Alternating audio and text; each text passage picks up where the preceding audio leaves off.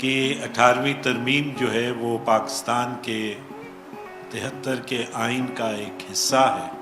یا کیوں آپ نے 18th امینڈمنٹ کے ذریعے صوبوں کو یہ پابند نہیں کیا کہ وہ اپنی پاور لوکل گورنمنٹ کو ٹرانسفر کریں؟ تو کبھی آپ نے ایگریکلچر ٹیکس کے متعلق نہیں سوچا، جو اتنا بڑا سیکٹر آپ نے خالی چھوڑا ہوا ہے؟ میں سب سے پہلے سٹارٹ کروں گی رضا ربانی صاحب سے، کیونکہ he is one of the architects of 18th amendment, کہ تھوڑا سا ہمیں آسان لفظوں میں just to set the context کہ یہ ہے کیا، تو اس کے بعد پھر فردر ہم اس پہ ڈسکس کریں گے کہ واٹ از 18th امینڈمنٹ، اس کی کیوں ضرورت پیش ہے، کہ یہ ہے کیا چیز. شکریہ.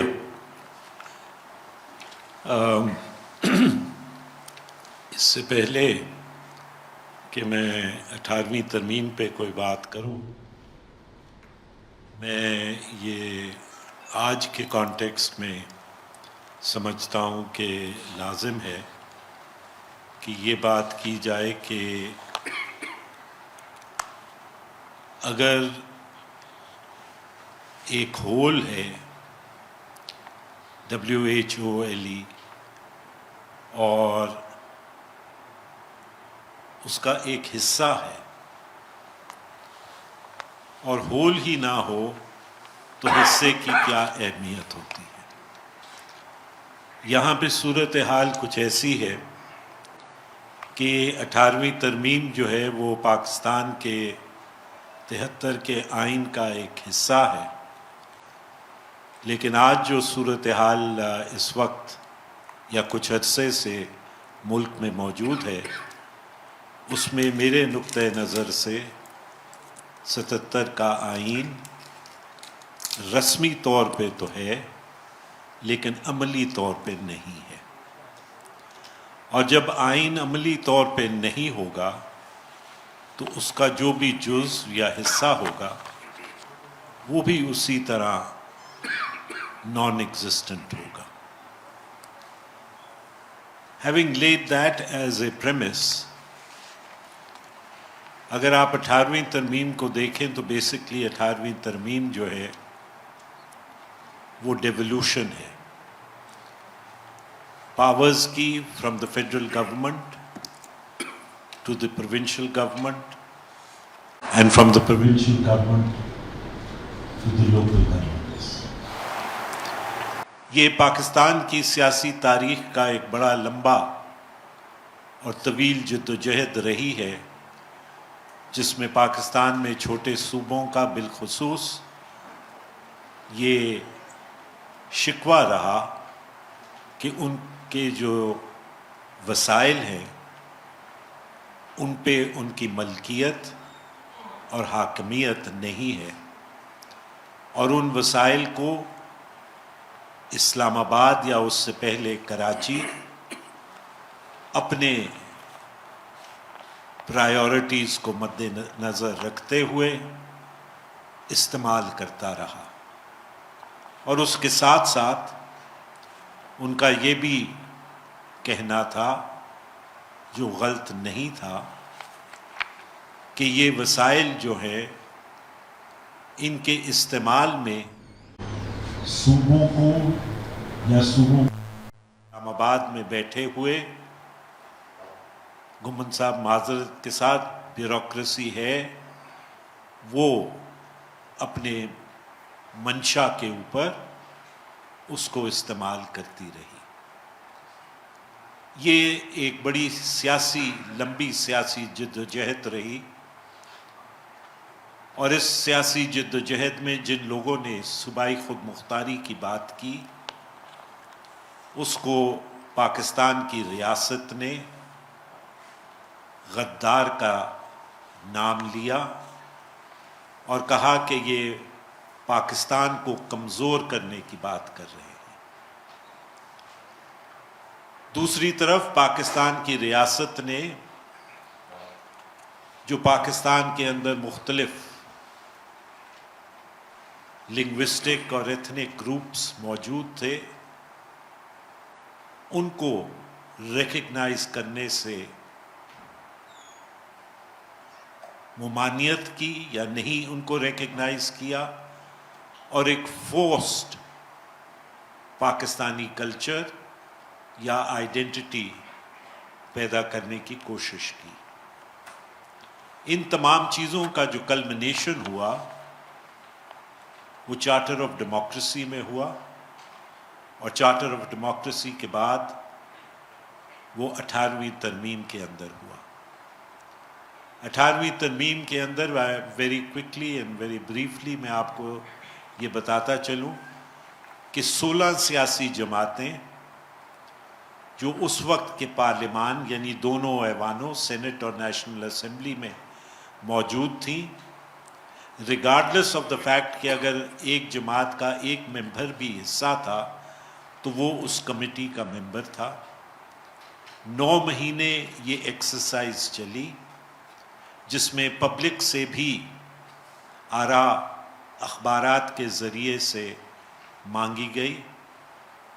900 سے اوپر مختلف آرائیں پبلک کی طرف سے اور ایسوسیشنز اور بار ایسوسیشنز اور دیگر پروفیشنل باڈیز کی طرف سے آئیں, جن کو سمویا گیا 18ویں ترمیم کے اندر, اور بالآخر 9 مہینوں کی طویل جد و جہد کے بعد, نیگوسیشنز کے بعد 18ویں ترمیم معاذ وجود میں آئی.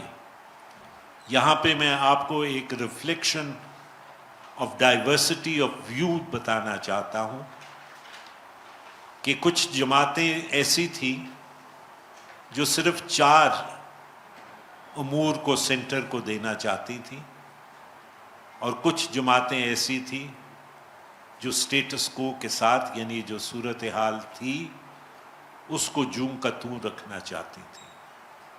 لہٰذا جب فائنلی ڈیولوشن ہوئی کے اندر اس کنکرنٹ لسٹ کو ختم کیا گیا. تھوڑی سی رد و بدل فیڈرل لیجسلیٹو لسٹ پارٹ 1 اور فیڈرل لیجسلیٹو لسٹ پارٹ 2 میں کی گئی. کاؤنسل آف کامن انٹرسٹ کو یعنی CCI کو مزید توسیع دی گئی اور اس کو اسٹرینتھن کیا گیا, کیونکہ جیسے آپ کو علم ہے کہ کاؤنسل آف کامن انٹرسٹ میں صوبے اور وفاق کی مشترکہ لیڈرشپ وہاں پہ موجود ہوتی ہے, اور وہ فیڈرل لیجسلیٹو لسٹ پارٹ 2 کو کنٹرول کرتی ہے. اور اگر دیگر امور کوئی صوبہ لے کے آنا چاہے اس کے اندر تو وہ وہاں پہ لا سکتا ہے.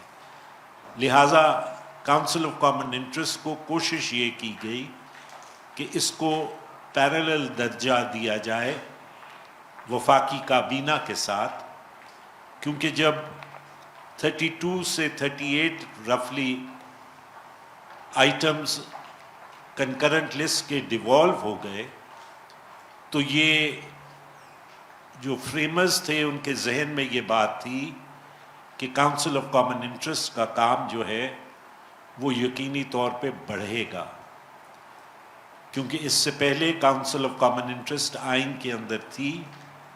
73 سے لے کے 2010 تک صرف 11 میٹنگیں کاؤنسل آف کامن انٹرسٹ کی ہوئیں, جبکہ 18ویں ترمیم نے اس تقاضے کو مد نظر رکھتے ہوئے اس بات کو لازم کیا کہ 90 دن میں کم سے کم ایک میٹنگ ہونا کاؤنسل کا ضروری ہے, اور پرائم منسٹر اس کو ہیڈ کرے گا, کیونکہ ہمارا خیال یہ تھا کہ اس سے کام بڑھے گا جس میں انٹر پروونشل کوآرڈینیشن کی ضرورت ہوگی.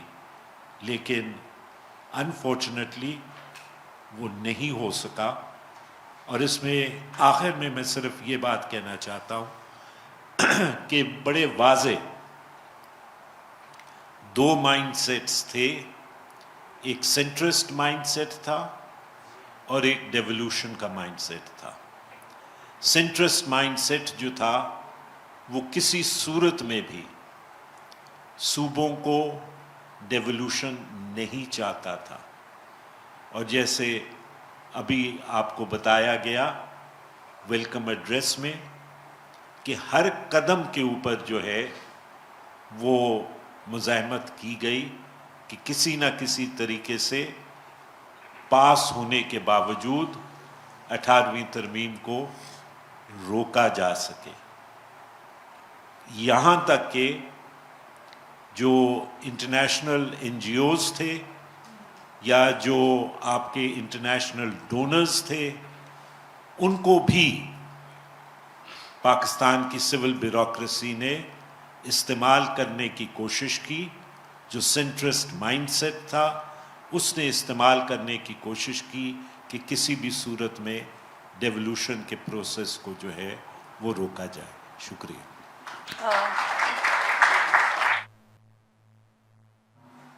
سب سے پہلے تو میں سینیٹر صاحب کا بہت شکریہ ادا کرتا ہوں کہ جب بھی ہم نے ان کو انوائٹ کیا تو آپ نے زیبس کو عزت بخشی، اور دیگر مہمان کا بھی میں بہت شکر گزار ہوں۔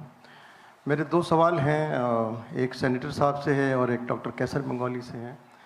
سینیٹر صاحب سے سوال یہ ہے کہ جیسا کہ آپ نے اپنے پہلے والے پارٹ میں فرمایا تھا کہ جو 18th امینڈمنٹ ہے اس کا بنیادی مقصد یہ ہے کہ الٹیمیٹلی یہ لوکل گورنمنٹ کو پاور ٹرانسفر ہو یا ڈیوولوشن ہو اس لیول پہ آ کے، اور ابھی 15 سال سے زیادہ ہو گئے ہیں، 2008 میں یہ امپلیمنٹ ہوئی ہے، تو کیا مجبوریاں ہیں یا کیوں آپ نے 18th امینڈمنٹ کے ذریعے صوبوں کو یہ پابند نہیں کیا کہ وہ اپنی پاور لوکل گورنمنٹ کو ٹرانسفر کریں؟ جیسے میڈم انیس ہارون نے بھی یہی سوال آپ سے کیا تھا۔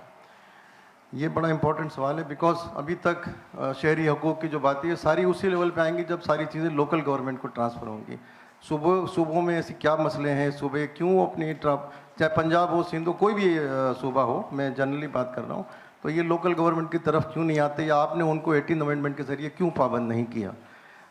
کیسر بنگالی صاحب سے سوال ہے کہ ابھی کچھ عرصے پہلے ہمارے پاس ایف ٹی او آئے تھے، فیڈرل ٹیکس اومبڈسمین، تو ان سے میں نے ایک سوال کیا تھا کہ پاکستان کی 25 کروڑ کی آبادی میں صرف 22 لاکھ لوگ ڈائریکٹ انکم ٹیکس ادا کرتے ہیں، اور وہ صرف سیلریڈ کلاس ہی ہے، میجورٹی سیلریڈ کلاس ہے، جو کہ 0.88% بنتا ہے، ٹھیک ہے۔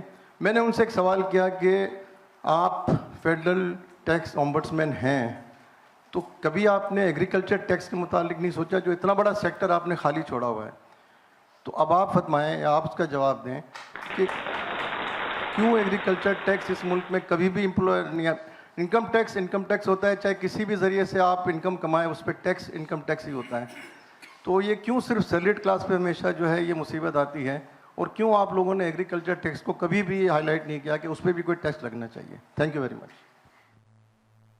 آپ کے سوال کا تعلق ہے تو اگر آپ اسٹرکٹو سینسو دیکھیں تو 18ویں ترمیم کے اندر آرٹیکل موجود ہے جو لوکل گورنمنٹس کے ساتھ ڈیل کرتا ہے، کیونکہ یہ پروونشل سبجیکٹ تھا لہٰذا یہ بہتر سمجھا گیا کہ جو اس کے قوانین ہوں گے وہ متعلقہ صوبائی اسمبلیاں جو ہیں وہ ان کو پاس کریں گی۔ لیکن اس زمرے میں ایک بات آپ کو یا دو باتیں میں سمجھتا ہوں ویری بریفلی ذہن میں رکھنی چاہیے۔ ایک تو یہ ہے کہ پاکستان کی ریاست کا شروع دن سے یہ فلسفہ رہا ہے کہ 4 صوبوں کو جو ہے وہ مزید تقسیم کرنا چاہیے، اور یہاں تک ریاست گئی کہ ہر ڈویژن کو جو ہے وہ صوبے کا درجہ دیا جائے۔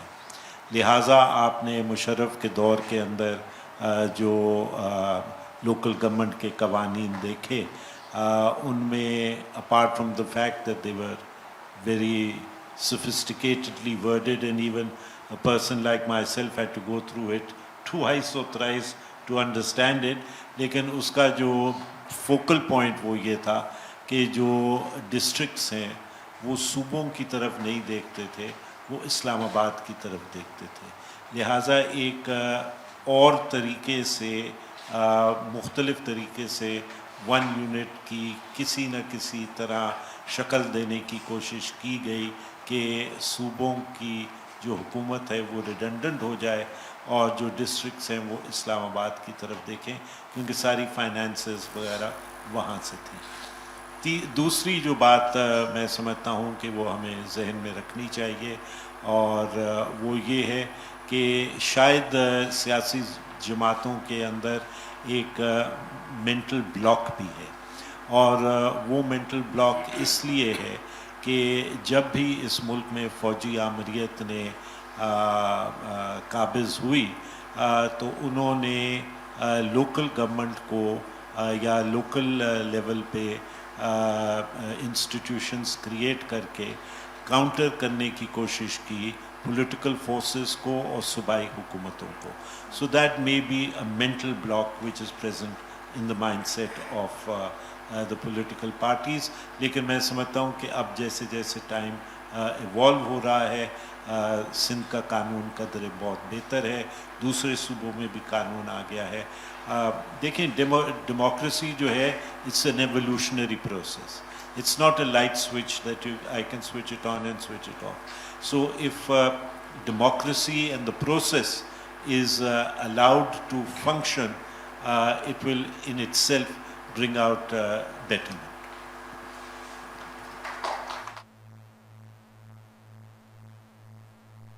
ये जो आपका सवाल है डॉक्टर साहब, ये थोड़ा डिवोल्यूशन के कॉन्टेक्स्ट के बाहर है, लेकिन I'll answer that. Till about 15 years back, मैं भी यही सवाल मेरे जहन में था कि हम डायरेक्ट टैक्सेस ज़्यादा क्यों नहीं जमा करते, अमीर लोगों से पैसे क्यों नहीं लेते. इतने बड़े बड़े महल नुमा बंगले बने हुए हैं, लोग बड़ी बड़ी गाड़ियों में घूमते हैं, और हमारे अपने ही जानने वाले समर में बच्चों को लेके छुट्टी पे चले जाते हैं बाहर और खूब पैसा खर्च करते हैं, और इतने बड़े ज़मींदार हैं और पैसे. लेकिन एज अ रिसर्चर मैंने सोचा कि इसको ज़रा नंबर्स से टेस्ट करते हैं, जो मेरे व्यूज़ थे. और जब मैंने when I put the numbers together, बात यह है कि there are not enough rich people in this country. जो अमीर है बहुत अमीर है, और वो अपना दिखावा भी करते हैं पैसों का, हमें नज़र भी आता है. लेकिन number of rich is not very large. इसी तरह जो एग्रीकल्चर में the number of large landlords are very small, not more than 100, maybe not even 100.